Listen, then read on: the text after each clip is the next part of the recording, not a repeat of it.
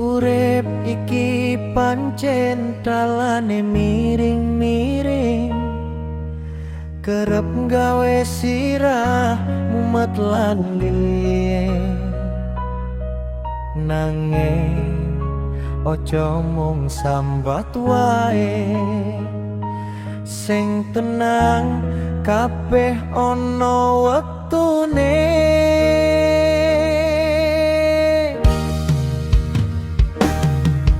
Ojo digawe angel, ojo digawe ruwet, mikir kenceng malah gawe sirahmu mumet.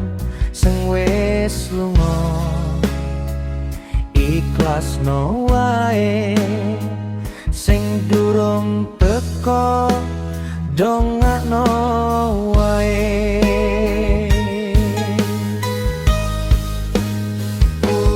Sepisan ojo digawe susah, senajan kahanan asring gawe lumrah.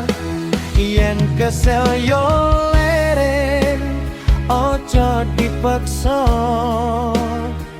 Wani urip kuwi kudu wani rekoso.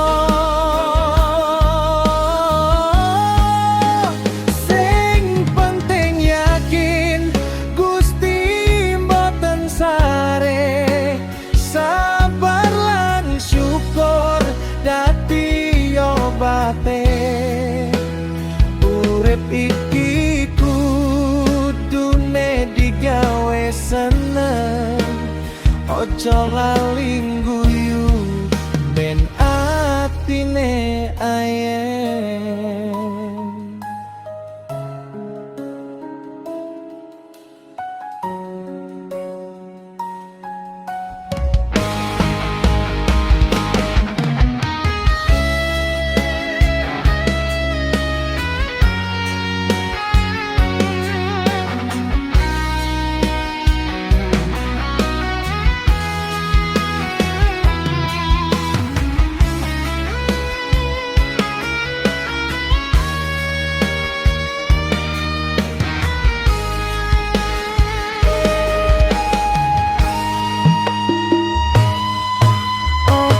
Digawe angel, ojo digawe ruwet, mikir kenceng malah gawe sirahmu mumet.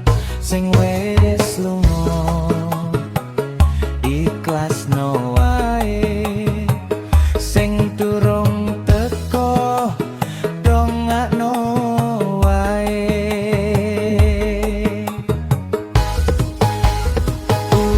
Sepisan ojo digawe susah, senajan kahanan asring gawe lumrah.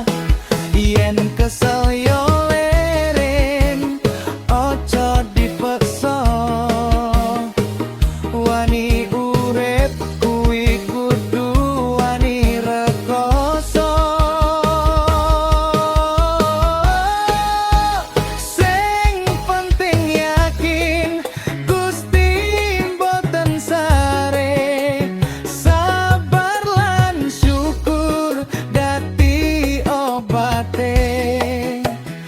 Urip